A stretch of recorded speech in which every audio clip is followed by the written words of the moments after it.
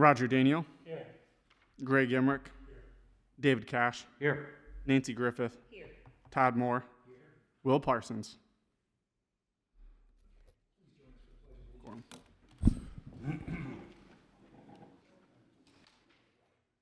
I pledge Allegiance to the flag of the United States of America and to the republic for which it stands, one nation, under God, indivisible, with liberty and justice for all.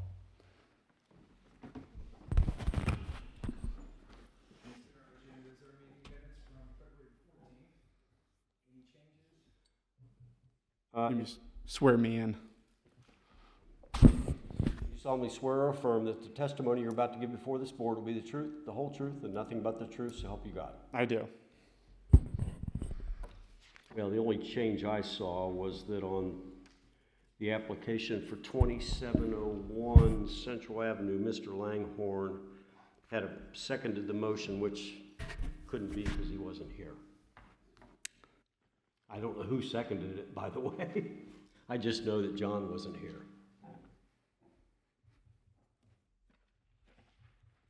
Perfect. I'll go back and watch a recording and make that change and bring it to the next meeting.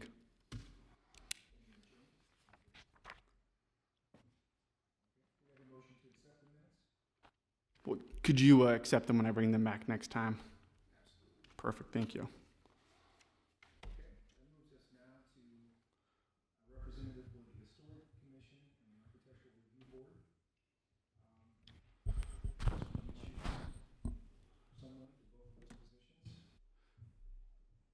So the Planning Commission usually has a representative for both the Historic Commission and the Architectural Review Board. The person that served both those positions did step down. So if you were able to fill it at this meeting, that'd be great. If you can't, that's understandable because we will be getting a new Planning Commission member as well. Anybody on the commission that's already on one of these boards? Roger's on both. I'm on the Historic Commission, and I'm also on the Architectural Review Board. We can't have Roger do it? Well, Planning Commission has to send 2 representatives to Architectural Review Board and only 1 to Historic. So I don't know why Roger couldn't do the Historic Commission representative and fulfill that role. Well, I've been on the Historic Commission for many years now. Yeah. But it was Jeremy before you, and then after Jeremy, it was Sam as a representative from Planning Commission to Historic Commission. No, I was on there long before Jeremy even came around. No, I know, but I mean the representative from Planning Commission to Historic Commission. You've just been an additional. I was actually on the Historic Commission before I was on planning. That's what I'm saying. So your service to the Historic Commission is separate from Planning Commission. So they're just asking, could you also serve both roles? And I don't see a reason why not. You guys got me to do historic a couple of years ago. I'm like, you and Jeremy were both on there. I'm like, this is for me. So if he's already there historic, I nominate Roger.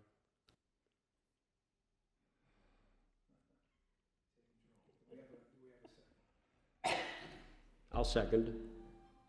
Well, Roger, do you accept? Yes. Okay. It's on a Roger guy, it's on.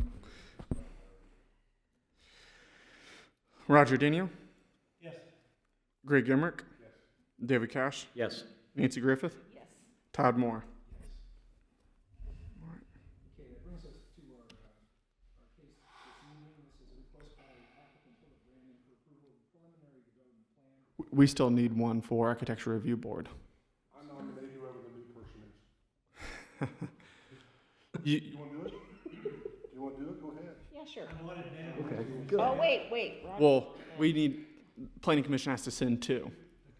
Nancy's volunteering. Yeah, I'll do Good it. job, Nancy. Thank you. Good. So we have a motion, we have a second for Nancy for architectural review. Who was the first? David was the first, I was the second. Okay.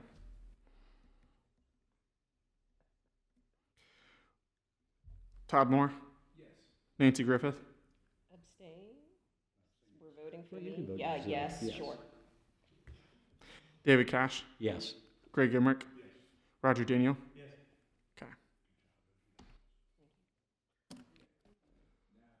Once again, a request by applicant Philip Brandon for approval of preliminary development plan to construct a 3-unit condominium at the intersection of Bonita and Eden. Thank you. So tonight we have a request by applicant Philip Brandon for approval of a preliminary development plan to construct three-unit condominiums at the intersection of Bonita Drive and Eaton Avenue. The property is a total of 1.02 acres. The project will need approval by the City Council for the plan development, map amendment, and zone change. The subject property is currently zoned to R4 attached residential. Per the Middletown Development Code, the purpose of the R4 attached residential district is to provide for moderate to high density residential development, generally located in the core area of the city, and that reflects the historic urban pattern in and around downtown Middletown. As you see to the north, heading south, you have Eden Avenue, and then to the left, you have Emerald Green Condo Association. The big parcel in the center is the parcel that Philip Brandon would like to build on. On November 19th, 1979, the City of Middletown's Planning Commission approved the subdivision plat. On November 20th, the City of Middletown City Commission approved the plat, and on February 15th, 1980, the plat was recorded with Butler County's Recorder's Office. This was initially for the condo association. As you see, there's 9 condominiums on the right-hand side where Philip Brandon is proposing this new development, although instead of 3 3-unit condominiums, it is 1 9-unit building. The 9 condominiums were never built and the lot sat vacant. The purple dotted line indicates where the private street would converge into parking lots to be built in accordance with the previously approved plan. Future land use map. So the purpose of the mixed use residential district is to support a mix of residential housing types and styles, supports a range of housing styles and price points that cater to a variety of lifestyles and preferences, with the focus on promoting the development of new detached single-family homes. Secondary uses include parks, recreational uses, and neighborhood churches and schools. The applicant is proposing a preliminary development plan that would allow for the construction of 3 3-unit condominiums per the City of Middletown Development Code, Chapter 120407. The purpose of a PD is to provide an opportunity for creative and flexible land development where a base zoning district will not accommodate the proposed development, but where such development will further the purpose of the code, the goals, and the policies of the master plan. The PD district is designed to allow for deviations from certain zoning standards that would otherwise apply if not contrary to the general and spirit and intent of this code. Once again, this project will need approval by the City Council for the map amendment and zone change and would come back for a final development plan approval if it passes this stage and City Council approves it as well. It'd come back to you for a final PD. Site development standards, Chapter 1204.10, there shall be no more than 1 principal building on an individual lot except as approved as part of a planned development or as part of an improved condominium project. In such cases, the entire group of a unit shall be subject to the minimum setbacks for the applicable zoning district and lot type. Each individual building shall meet all yard requirements for the appropriate district as though it were on an individual lot.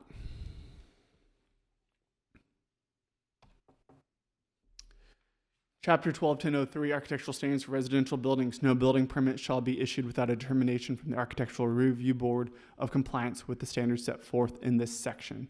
The first above-ground story of a residential dwelling shall have facades constructed of stone, brick, wood, stucco, cultured stone, cement siding, or hardy plank when such facades are visible from a public street. Please note the only public street is Eden Avenue. Per Chapter 121804, off-street parking requirements, 3-family dwelling requirements require 2 spaces per unit. Per Chapter 1602, applicability, all development in a PD shall be subject to the standards of this chapter unless otherwise modified through a PD review and approval process. So this is for site landscaping. When development is subject to the provisions of this section, the landscaping plan shall be submitted with a certificate of zoning compliance application. The landscaping plan would be submitted in the final development plan package. Here's more standards for the site development. For site landscaping that I'd like to read through. So this would be applicable to single, 2, 3, and 4 family dwellings. 3 family dwellings require 2 spaces per unit. Front yard shall be landscaped with plants and ground cover to enhance the dwelling. At least 15% of the front yard shall be landscaped with shrubbery, hedges, and flowering types of planting materials. For purposes of this section, the front yard shall be the minimum front yard setback multiplied by the minimum lot width for the specific development of zoning district in which the dwelling is located. For corner lots, the landscape area shall be increased 20% based on the yard area for single frontage. However, this 20% landscaping area may be applied to either or both street frontage. A minimum of 3 trees shall be provided in each front yard area, up to 2 which may be planted between the sidewalk and the street curb. Each tree shall be a minimum of 1.5 inch caliper.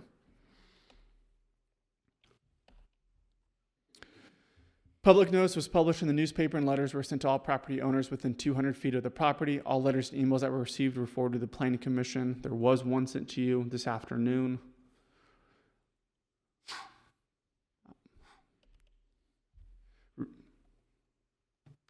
Review criteria. Recommendations and decisions on code text and map amendment applications shall be considered based on the following review criteria. Not all criteria may be applicable in each case. And each case shall be determined on its own facts. The proposed amendment is consistent with the master plan and other adopted city plans. Stated purposes of this code. The proposed amendment is necessary or desirable because of changing conditions, new planning concepts, or other social or economic standard conditions. Proposed amendment will promote public health, safety, and general welfare. The proposed amendment, if amending the zoning map, is consistent with the stated purpose of the proposed zoning district.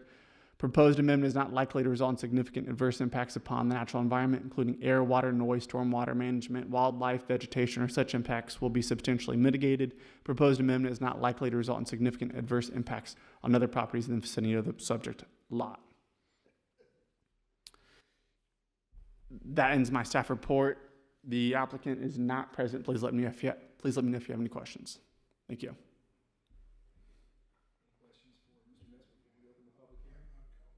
Who owns this property? Currently, it is owned by Marco Inc. Philip Brandon is the applicant. Brandon had to buy it off of that. I believe he's under contract. I'm not sure if the project has been purchased or the property has been purchased yet. How are they getting access to the property? Sir, if you'd like to speak, there's going to be a point in time where you can speak and you'll have to come to the dais.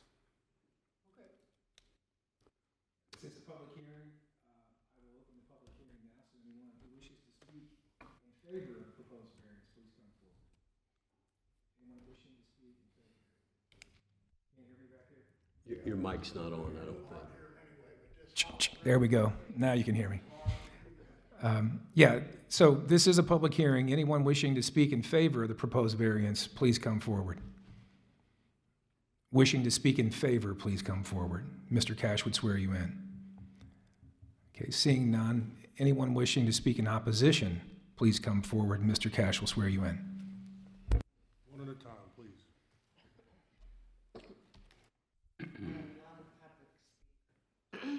Ma'am, if you raise your right hand, do you solemnly swear or affirm that the testimony you're about to give before this board will be the truth, the whole truth, and nothing but the truth, so help you God? I do. And identify yourself if you would, please. My name is Marcia Hughes, and I reside at Emerald Green Condominiums, in which I've resided for 22 years.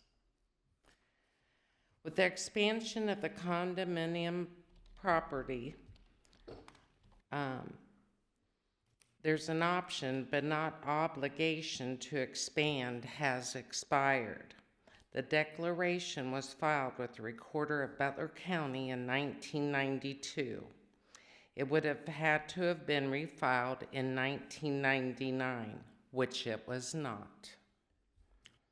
We are a community of 17 condos. Most owners are retired and on a fixed income, so am I. We try to keep our condo fees low for our owners. What I understand, the proposal is to use our private driveway in our parking lot to access these new condos.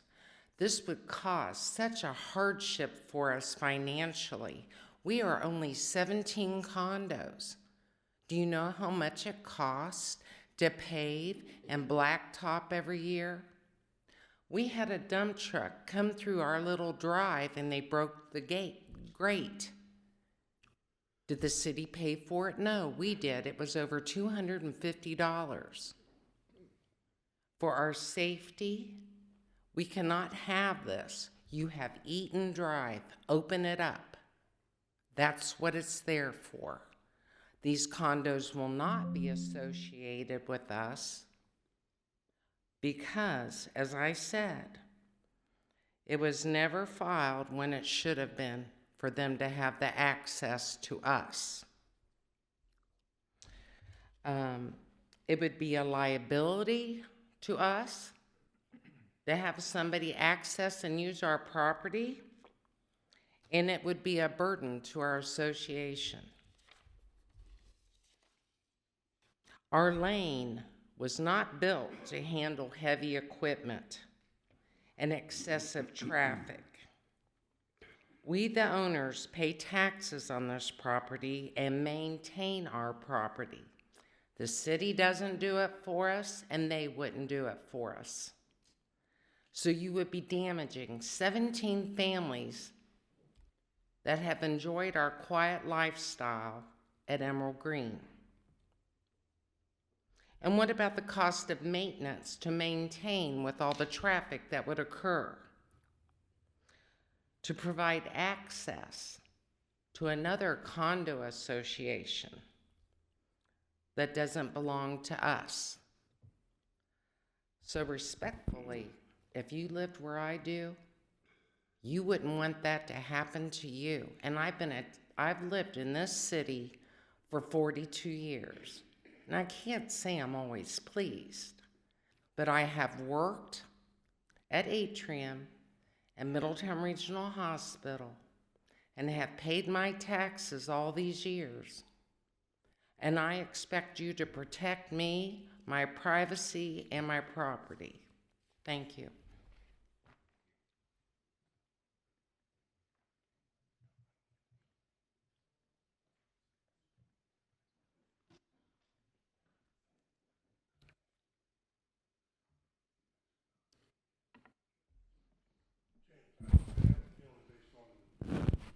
Feeling based on the letter I saw today that a lot of this is around them coming in and out of that entry for their condominium association.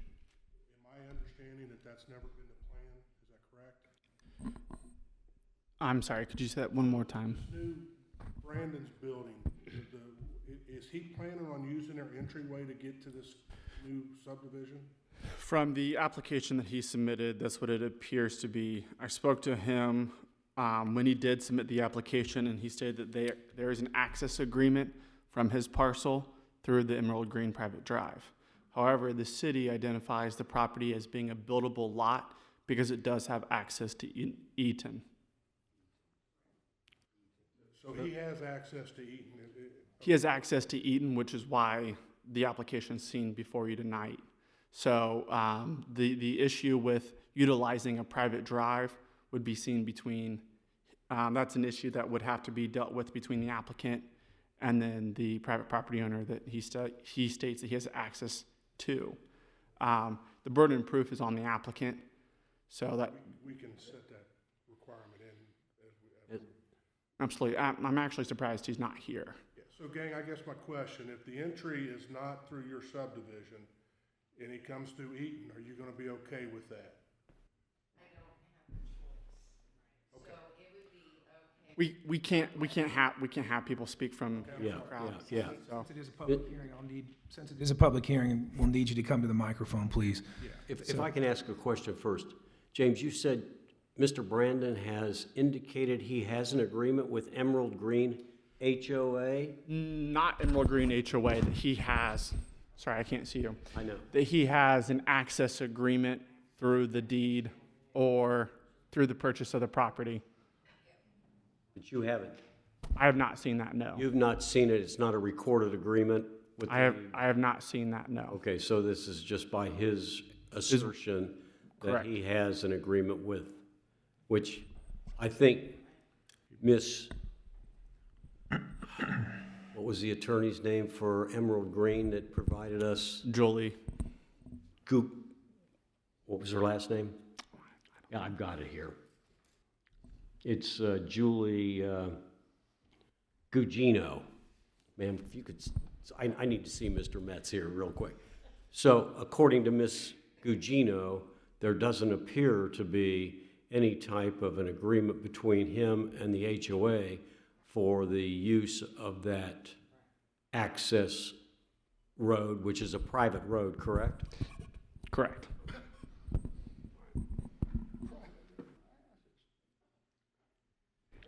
Is there anything else that you'd like to add, ma'am? I Otherwise, spoke better than I thought I would, but I'm highly upset over this. okay. So, like I said, the previous owner did not do what they were supposed to do to be involved in our community. So to me, it's all null and void. He can do whatever he wants over there, but he's gonna do it through Eaton. And we do have an attorney from Cincinnati. We heard from her today. You do. Okay. We've heard Thank from you. her. Okay. All right, anyone else wishing to speak in opposition, please come forward. Do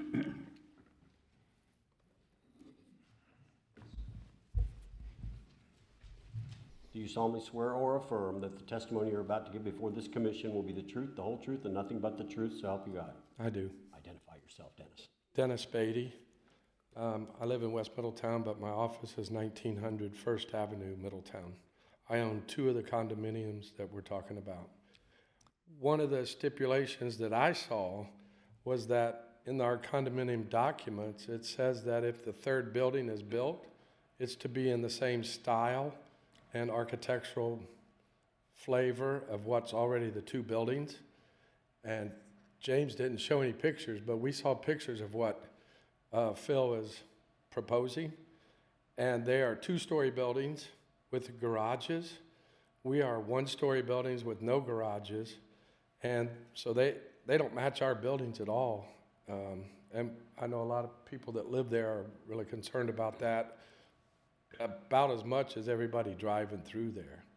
So I just wanted to state that, are you going to show pictures of what they look like? Pictures have been attached in the staff packet. We've had an issue in the past where if I show a picture, people state that this is what the building's going to look like. I know However, it's that's not. not necessarily the case. This is still very preliminary. But it's the flavor. The board has received, the Planning Commission has received images of proposed buildings. So I just wanted to come up and say that most people are concerned about that. What we would like to do is put a fence up at the end of ours and have him come off of Eaton and turn his project around and let his backyards face up to our properties. That's my statement. Thank you. Anyone else wishing to speak in opposition, please come forward. Please come forward, and Mr. Cash will swear you in. Yes, sir. I can't hear what he says. You need to work on that, guys. It's terrible. Raise your right hand. Do you solemnly swear or affirm, can you hear me? Yes, I can hear you. You're doing good. Do you solemnly swear or affirm that the testimony you're about to give before this commission will be the truth, the whole truth, or nothing but the truth, so help you God? You bet. Yes, sir. Identify yourself. I'll do that. I'm Mick Barnheiser. I live at 1607 Eaton Avenue with my wife. And I got a few questions. Have any of you been down to the property in question and physically seen it? No. No. And you guys are going to vote on this. Strike one. It says here, a significant adverse impact. Somebody said here there's going to be 3 6s. That's 18 cars that you're going to put in our neighborhood. We bought the neighborhood because it was a cul-de-sac. It's been very quiet, very peaceful, and it's a wildlife sanctuary for the people that don't know. We've got deer, we've got coon, we've got skunks that lives in the area. Is it going to become Section 8? These apartments, are they gonna become Section 8? Speaking the dais. Well, you've been having answers. I mean, is it gonna be Section 8? I'm asking you guys. Is these apartments gonna be Section 8? Yes or no? They're going to be single-family homes that are going to be sold. Pardon me? They're going to be single-family, and they're going to be sold. Okay. Yep. And you can guarantee me that it's not gonna be Section 8. Because we've got a problem with Section 8 in Middletown. I've got one 3 houses from me, a residential neighborhood. The guy moved out west and it's Section 8. I'm not against those people that have to get that kind of apartments. I am against the crime and the garbage that goes on with every person we've had in that apartment or in that house. The police are down there constantly in the emergency room. You guys are gonna do what you guys are gonna do. I'm just looking out after my neighborhood. I'm the one that keeps the snow off the streets. The fire hydrants painted up down there every year. I just don't want our street to be disrupted by 18 plus more cars coming up and down there. Didn't they say you're gonna make Eaton Avenue the entrance to it? And you need to look at how big an acre really is. Just keep our neighborhood clean, will you? We got enough low income, regular apartments, storage facilities. We need to get Middletown cleaned up. This isn't helping. We're too confined now. So, take enough of your time. Thank you, gentlemen, ladies. Thank you. Thank you. Anyone else wishing to speak in opposition, please come forward. Anyone else? Anyone else wishing to speak in opposition, please come forward. Okay, I'll close the public hearing. We'll ask for staff recommendation. This is actually the wrong slide because this is for 5014 Roosevelt Avenue. Okay. So I've actually been absent on paternity leave, so I have not actually had a chance to speak to the development committee regarding this particular application. I will say that future land use map does indicate that it is for residential development. It was previously approved in 1980 for residential development. Any legal bindings that did occur in 1980, whether it is private access, I'm not sure about that, but architectural standards, they're at this point in time, it's no longer binding. We're talking 44 years. It's currently zoned R4. It's meant for residential. Future land use map shows it as residential. The private access agreement, that is purely between the two property owners, but this is considered a buildable lot based off of access to Eaton. So I'm just recapping, yeah. Mr. Betts, can you pull the pictures of the actual development? Can we see those pictures for a moment? From the preliminary plan, the pictures that were submitted to Planning Commission, these were the 3 buildings that were proposed. Do you have those slides with you? Well, I can pull them up. Okay. The reason I didn't want to include it in this PowerPoint is because when I have in the past, people have tried to say that this is what the property is going to look like, and we're at the very early stage. This is the very first meeting of several, 5 or 6 meetings possibly. And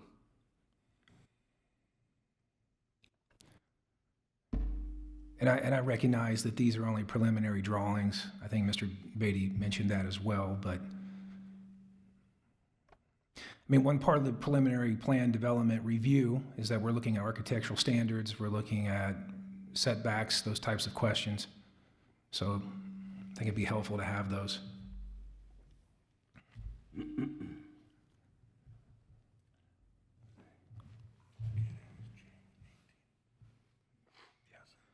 I think one of the questions too, and I think Greg, You jamming 18 condos in there. I mean, that I just, thought it was 3 buildings. It's just 3 3-unit buildings. So somebody misspoke and said there's 18, but there's not. There's only going to be 9. 2 parking spots per condo is what Correct. built. And there's gonna be a garage attached for each one, so one parking space will be indoors and one will be on the driveway. But it is a total of 3 buildings, correct? Yeah, Correct. okay.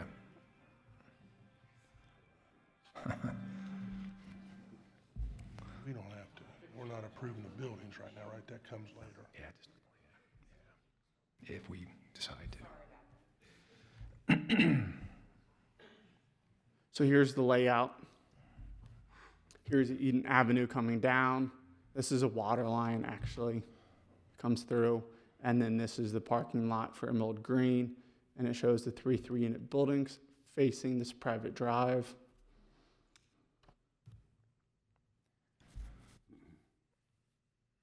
Here is the proposed development number 1.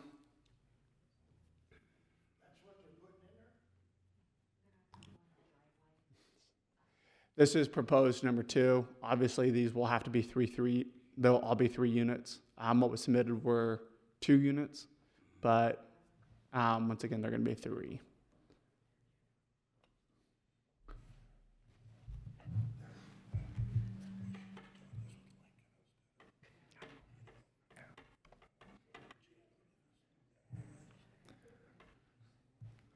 So considering these 3 buildings, again, trying to draw the board's attention for a moment to review criteria. So when we start to look at this overall preliminary development plan, and we're looking at the buildings that are proposed here, does staff have any additional input in terms of the scale of this particular project when we're looking at 3 buildings, 1 acre, and the size? Are these comparable to Emerald Green?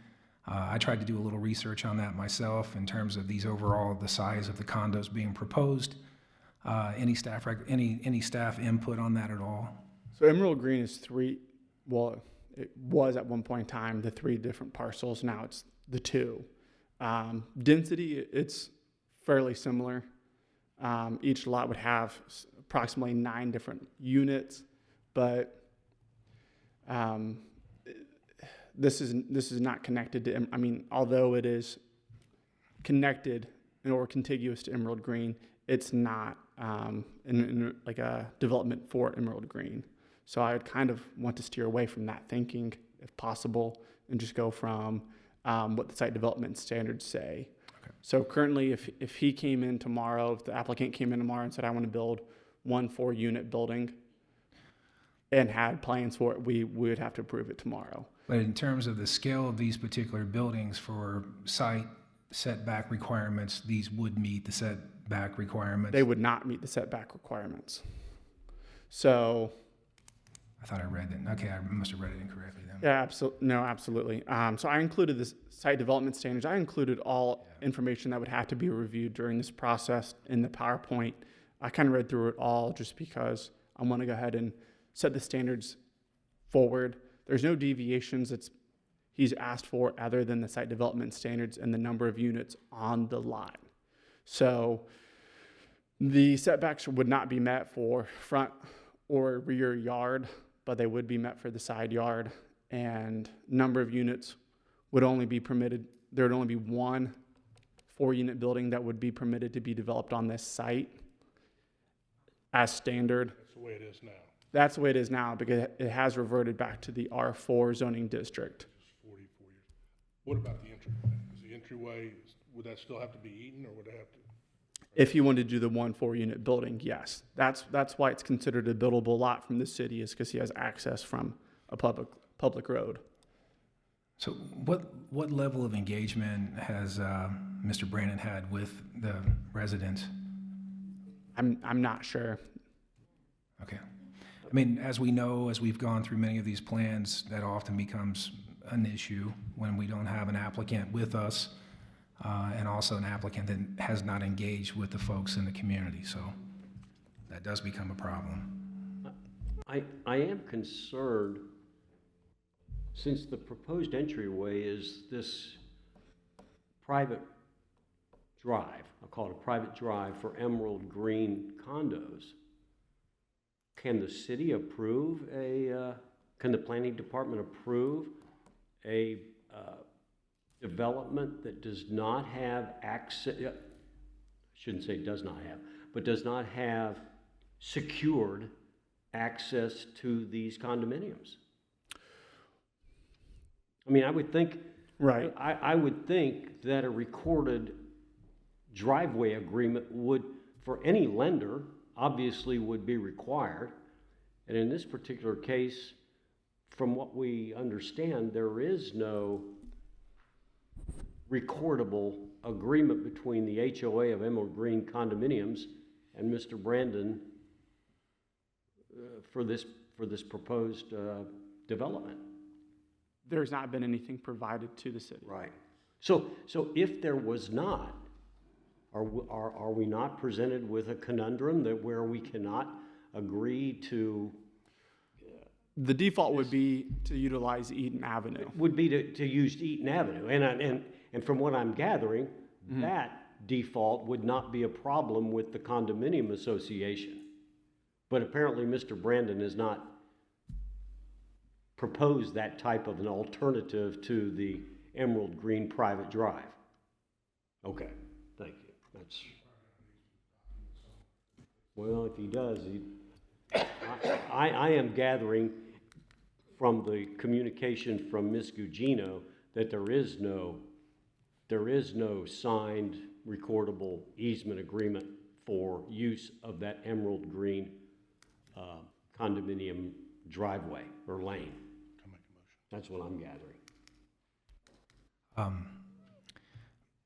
As we work our way through this, I'd like to get some feedback from the board before we go much further on questions. Am I sensing that we want to dive deeper into this plan, or do we want to think about further deliberations to accept a motion to deny? I would like for Brandon to actually comment about what Dennis Beatty's proposal was, turning it around the other way and having the public street come in front of the buildings instead of coming around back. He would still have that opportunity to do that if we denied it tonight, right? So if you denied it tonight, what would have to happen is that the applicant would have to resubmit. We'd have to have a 30-day period where it would have to be posted in the Journal News. We'd have to go through the legal process that we did for this one again. So you could either deny it and then he could resubmit. It would have to be substantially different he could not resubmit this same plan within 1 calendar year. But if he did a substantial alteration to the plan, then we'd be able to accept another one, go through the process, and I think he could probably get on to second Wednesday in May. Or if you did a motion to continue, he would also have the ability to, if he wanted to substantially alter the application, to flip the homes and do some of the recommendations that you suggested. Feedback from the... Rather than, one thing that I'm not familiar with, and this gentleman up here asked if any of us had been down there. I've not been down there, so I don't know whether the proposed structures that Mr. Brandon wants to build mesh with the style of condominiums that are there. That's number one, because I've not been down there, and nobody did, sir, I did, so I don't know whether they coincide from a style standpoint with what's already there. But more concerning would be this entranceway problem, because I think that could stifle any construction of these condominiums there. So in my mind, rather than deny, I would move that we continue this to give Mr. Brandon, knowing now what the problem is, or hopefully he'll know what the problem is, give Mr. Brandon an opportunity to remedy these problems and have discussions with the HOA. So I would move that we continue this application to a further hearing. I'll second it. Okay. We have a motion and a second. But make sure he understands the issues, James. I know you will, but I mean, because there's going to be an issue with the easements. He's going to have to have, it ain't gonna fly with that easement, I don't think. Okay. I'll read, roll. Roger Daniel, Yes. Greg Emmerich, Yes. David Cash, Yes. Nancy Griffith, Yes. Todd Moore. Yes.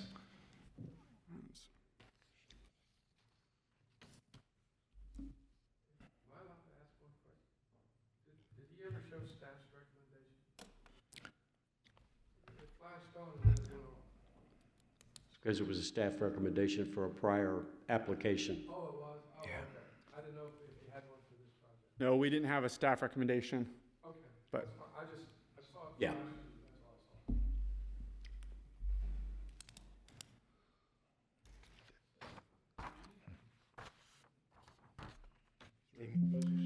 Okay, so that moves us now to old or new business. Anything new tonight, James? No? I've been out of the office quite a bit, as you guys know, but my first full day back will be April 10th. Right. Moves us now to adjournment. All those in favor of adjournment, say aye. Aye. Opposed? We are adjourned.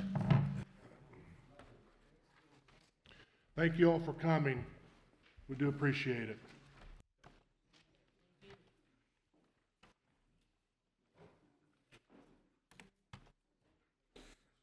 All right.